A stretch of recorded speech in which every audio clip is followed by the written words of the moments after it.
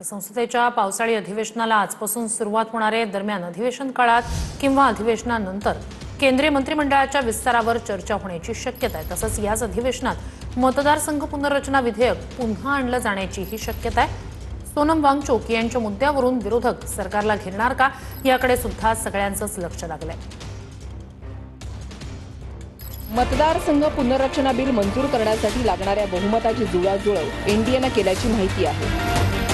शरद पवारांची राष्ट्रवादी या विधेयकाला पाठिंबा देण्याची शक्यता आहे। ममतांचे 20 फुटीर खासदार आणि ठाकरेंचे 6 फुटीर खासदार एनडीएत गेल्यानं एनडीएचं संख्याबळही वाढलंय। वंदे मातरम राष्ट्रगीताला राष्ट्रीय ध्वज, राष्ट्रगीत आणि संविधानासारखं कायदेशीर संरक्षण देण्याचा प्रयत्न आहे। या बिलानुसार वंदे मातरमचा अपमान करणं, गायनामध्ये अडथळा आणणं, व्यत्यय आणणं किंवा नाकारणं याला गुन्हा ठरवलं जाईल। गुन्हा केल्यास जास्तीत जास्त 3 वर्ष कारावास आणि आर्थिक दंडाची तरतूद करण्यात येणार आहे। सरकारी कार्यक्रमांमध्ये वंदे मातरम अनिवार्य केले जाणार आहे।